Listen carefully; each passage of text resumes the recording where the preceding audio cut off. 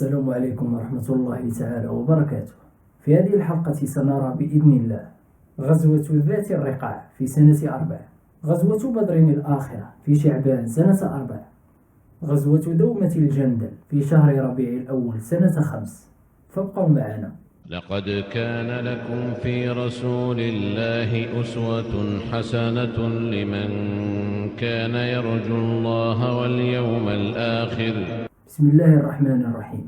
الحمد لله رب العالمين، والصلاة والسلام على أشرف المرسلين وعلى آله وصحبه ومن تبعهم بإحسان إلى يوم الدين، وارض اللهم عنا معهم أجمعين، اللهم آمين. غزوة ذات الرقاع في سنة 4. قال ابن إسحاق: ثم أقام رسول الله صلى الله عليه وسلم بالمدينة بعد غزوة بني النضير شهر ربيع الآخر وبعد جمادى، ثم غزا نجدا يريد بني محارب وبني ثعلبة من غطفان، واستعمل على المدينة أبا ذر الغفاري ويقال عثمان بن عفان، فيما قال ابن هشام. قال ابن إسحاق: حتى نزل نخلا، وهي غزوة ذات الرقاع. قال ابن هشام: وإنما قيل لها غزوة ذات الرقاع لأنهم رقعوا فيها راياتهم، ويقال ذات الرقاع شجرة بذلك الموضع يقال لها ذات الرقاع. قال ابن إسحاق: فلقي بها جمعا عظيما من غطفان، فتقارب الناس ولم يكن بينهم حرب، وقد خاف الناس بعضهم بعضا، حتى صلى رسول الله صلى الله عليه وسلم بالناس صلاة الخوف ثم انصرف بالناس. قال ابن هشام: حدثنا عبد الوارث بن سعيد التنوري، وكان يكنى أبا عبيدة. قال: حدثنا يونس بن عبيد عن الحسن بن أبي الحسن عن جابر بن عبد الله في صلاة الخوف قال: صلى رسول الله صلى الله عليه وسلم بطائفة ثم سلم، وطائفة مقبلون على العدو.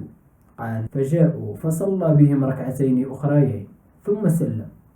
قال ابن هشام: وحدثنا عبد الوارث قال: حدثنا أيوب عن أبي الزبير عن جابر قال: صفنا رسول الله صلى الله عليه وسلم صفين فركع بنا جميعا، ثم سجد رسول الله صلى الله عليه وسلم وسجد الصف الأول، فلما رفعوا سجد الذين يلونهم بأنفسهم، ثم تأخر الصف الأول وتقدم الصف الآخر حتى قاموا مقامهم، ثم ركع النبي صلى الله عليه وسلم بهم جميعا، ثم سجد النبي صلى الله عليه وسلم وسجد الذين يلونه معه، فلما رفعوا رؤوسهم سجد الآخرون بأنفسهم، فركع النبي صلى الله عليه وسلم بهم جميعا، وسجد كل واحد منهما بأنفسهم سجدتين.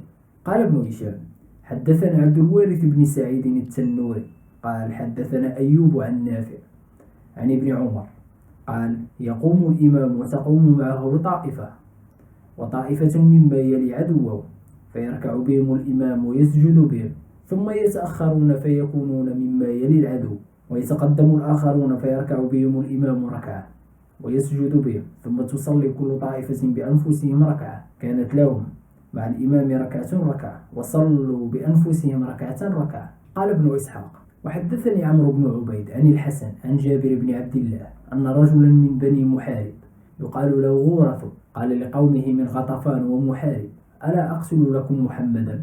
قالوا: بلى، وكيف تقتله؟ قال: أفتك به. قال: فأقبل إلى رسول الله صلى الله عليه وسلم وهو جالس وسيف رسول الله صلى الله عليه وسلم في حجره، فقال: يا محمد، انظر إلى سيفك هذا. قال: نعم، وكان محلى بفضة، فيما قال ابن هشام. قال: فأخذه فاستله، ثم جعل يهزه ويهمه فيكبته الله، ثم قال: يا محمد، أما تخافني؟ قال: لا، وما أخاف منك. قال: أما تخافني وفي يدي السيف؟ قال: لا، يمنعني الله منك. ثم عمد إلى سيف رسول الله صلى الله عليه وسلم فرده عليه، فأنزل الله سبحانه وتعالى: يا أيها الذين آمنوا اذكروا نعمة الله عليكم إذ هم قوم أن يبسطوا إليكم أيديهم فكف أيديهم عنكم، واتقوا الله، وعلى الله فليتوكل المؤمنون. قال ابن إسحاق: وحدثني يزيد بن رومان أنها إنما أنزلت في عمرو بن جيحاج أخي بني النضير وما هم به، فالله أعلم أي ذلك كان. قال ابن إسحاق: وحدثني وهب بن كيسان عن جابر بن عبد الله قال: خرجت مع رسول الله صلى الله عليه وسلم إلى غزوة ذات الرقاع من نخل على جمل لي ضعيف، فلما قفل رسول الله صلى الله عليه وسلم قال: جعلت الرفاق سمضي وجعلت أتخلف حتى أدركني رسول الله صلى الله عليه وسلم فقال: ما لك يا جابر؟ قال: قلت يا رسول الله أنطأ بي جملي هذا. قال: أنخ. قال: فأنخته وأنخ رسول الله صلى الله عليه وسلم ثم قال: أعطني هذه العصا من يدك أو اقطع لي عصا من شجرة. قال: ففعلت. قال: فأخذ رسول الله صلى الله عليه وسلم فنخسه بها نخسات ثم قال: اركب. فركبت فخرج والذي بعثه بالحق يواهق ناقته مواهقة. قال: وتحدثت مع رسول الله صلى الله عليه وسلم فقال لي: أتبعني جملك هذا يا جابر؟ قال: قلت يا رسول الله بل أهبه لك. قال: لا ولكن بعنيه. قال: قلت فسمنيه يا رسول الله. قال: قد أخذته بدرهم. قال: قلت لا إذا تغبنني يا رسول الله. قال: فبدرهمين. قال: قلت لا. قال: فلم يزل يرفع لي رسول الله صلى الله عليه وسلم في ثمنه حتى بلغ الأوقية. قال: فقلت: أفقد رضيت يا رسول الله؟ قال: نعم. قلت: فهو لك. قال: قد أخذته. قال: ثم قال: يا جابر هل تزوجت بعد؟ قال: قلت: نعم يا رسول الله. قال: أثيبا أم بكرا؟ قال: قلت: لا بل ثيبا. قال: أفلا جارية تلاعبها وتلاعبك؟ وهذا الحديث متفق عليه، رواه البخاري ومسلم عن عبد الله بن جابر. قال: قلت يا رسول الله إن أبي أصيب يوم أحد وترك بنات له 7، فنكحت امرأة جامعة تجمع رؤوسهن وتقوم عليهن. قال: أصبت إن شاء الله، أما إن لو قد جئنا صرارا أمرنا بجزور فنحرت وأقمنا عليها يومنا ذاك وسمعت بنا فنفضت نمارقها. قال: قلت: والله يا رسول الله ما لنا من نمارق. قال: إنها ستكون، فإذا أنت قدمت فاعمل عملا كيسا. قال: فلما جئنا صرارا أمر رسول الله صلى الله عليه وسلم بجزور فنحرت وأقمنا علي ذلك اليوم. فلما أمسى رسول الله صلى الله عليه وسلم دخل ودخلنا. قال: فحدثت المرأة الحديث وما قال لي رسول الله صلى الله عليه وسلم. قالت: فدونك، فسمع وطاعة. قال: فلما أصبحت أخذت برأس الجمل فأقبلت به حتى أنخته على باب رسول الله صلى الله عليه وسلم. قال: ثم جلست في المسجد قريبا منه. قال: وخرج رسول الله صلى الله عليه وسلم فرأى الجمل فقال: ما هذا؟ قالوا: يا رسول الله هذا جمل جاء به جابر. قال: فأين جابر؟ قال: فدعيت له. قال: فقال: يا ابن أخي خذ برأس جملك فهو لك. ودعا بلالا فقال له: اذهب بجابر فأعطيه أوقية. قال: فذهبت معه فأعطاني أوقية وزادني شيئا يسيرا. قال: فوالله ما زال ينمى عندي ويرى مكانه من بيتنا حتى أصيب أمس فيما أصيب لنا، يعني يوم الحرة. وهذا الحديث صحيح، رواه أحمد في مسنده عن جابر بن عبد الله قاله شعيب الأرناؤوط.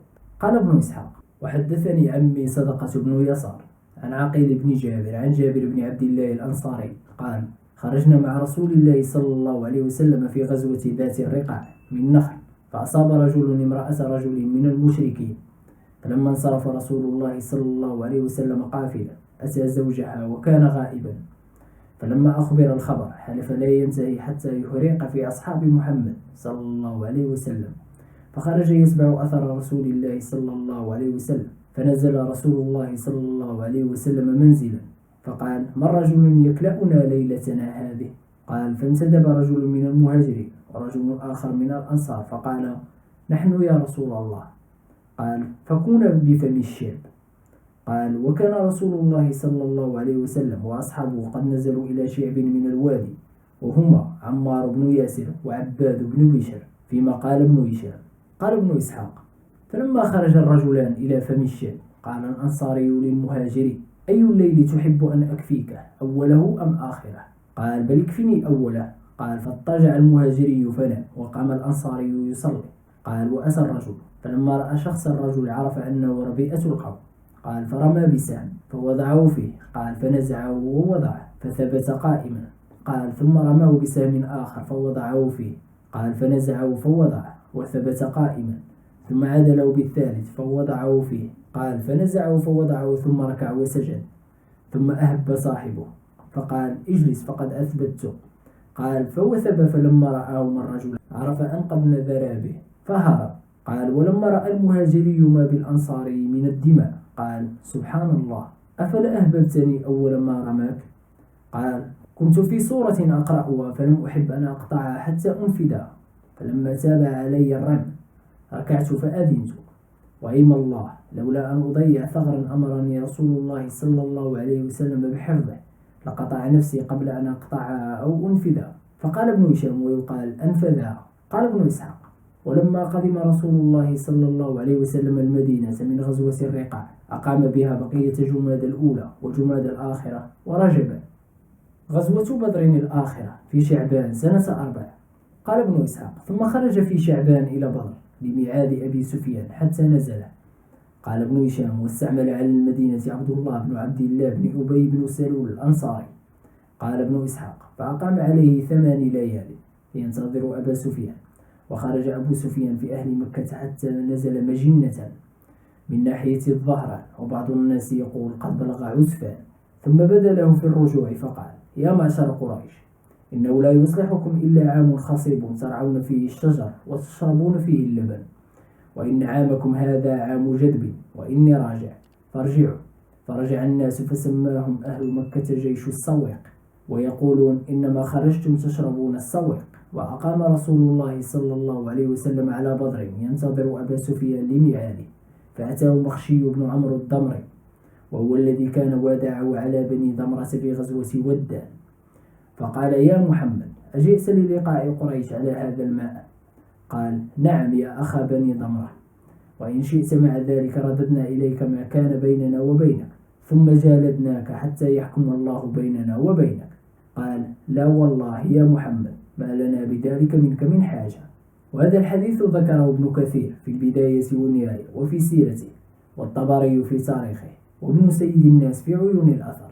فأقام رسول الله صلى الله عليه وسلم ينتظر أبا سفيان، فمر به معبد بن أبي معبد الخزاعي فقال وقد رأى مكان رسول الله صلى الله عليه وسلم وناقته تهوي به، قد نفرت من رفقتي يا محمد وعجوة من يثرب كالعنجد، تهوي على دين أبيها الأكلد، قد جعلت ماء قديد موعدي وما أضجنان لها ضحى الغد. وقال عبد الله بن رواحة في ذلك قال ابن هشام أنشدنيها أبو زيد الأنصاري لكعب بن مالك وعدنا أبا سفيان بدرا فلم نجد لميعاده صدقا وما كان وافيا، فأقسم لو وافيتنا فلقيتنا لأبت ذميما وافتقدت المواليا، تركنا به أوصال عتبة وابنه وعمرا أبا جهل تركناه ثاويا، عصيتم رسول الله أف لدينكم وأمركم السيء الذي كان غاويا، فإني وإن عنفتموني لقائل فدا لرسول الله أهلي وماليا، أطعناه لم نعدله فينا بغيره شهابا لنا في ظلمة الليل هاديا. وقال حسن بن ثابت في ذلك دعوا فلجات الشام قد حال دونها جلاد كأفواه المخاض الأوارك، بأيدي رجال هاجروا نحو ربهم وأنصاره حقا وأيدي الملائكة، إذا سلكت للغور من بطن عالج فقولا لها ليس الطريق هنالك، أقمنا على الرص النزوع 8 بأرعن جرار عريض المبارك، بكل كميت جوزه نصف خلقه وقب طوال مشرفات الحوارك، ترى العرفج العامي تدري أصوله مناسم أخفاف المطي الرواتك، فإن القفي تطوافنا والتماسنا فرات بن حيان يكن رهن هالك، وإن تلقى قيس بن امرئ القيس بعده يزد في سواد لونه لون حالك، فأبلغ أبا سفيان عني رسالة فإنك من غر الرجال الصعالك. فأجابه أبو سفيان بن الحارث بن عبد المطلب فقال أحسان إنا يا ابن آكلة الفغى وجدك نغتال الخروق كذلك، خرجنا وما تنجلي عافير بيننا ولو وألت منا بشد مدارك، إذا ما انبعثنا من مناخ حسبته مدمن أهل المواسم المتعارك، أقمت على الرسل النزوع تريدنا وتتركنا في النخل عند المدارك، على الزرع تمشي خيلنا وركابنا، فما وطئت ألصقناه بالدكادك. أقمنا 3 بين سلع وفارع، بجرد الجياد والمطي الرواتك. حسبتم جلاد القوم عند قبابهم، كما أخذكم بالعين أرطال آنك. فلا تبعث الخيل الجياد وقل لها على نحو قول المعصم المتماسك. سعدتم بها وغيركم كان أهلها، فوارث من أبناء فهر بن مالك. فإنك لا في هجرة إن ذكرتها، ولا حرمات الدين أنت بناسك. قال ابن هشام: بقيت منها أبية تركناها لقبح اختلاف قوافها. وأنشدني أبو زيد الأنصاري هذا البيت: خرجنا وما تنجلي عافير بيننا. والبيت الذي بعده لحسن بن ثابت في قوله: دعوا فلجات الشام قد حال دونها.